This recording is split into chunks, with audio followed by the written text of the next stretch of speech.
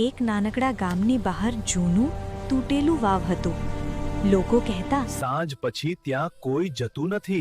પરંતુ આર્યનને આ વાતોમાં વિશ્વાસ ન હતો. એક રાતે તે વાવ પાસે ગયો. ચાંદની રાતમાં પાણી કાળું દેખાતું હતું. અચાનક તેને પાછળથી કોઈના પગલાં સંભળાયા.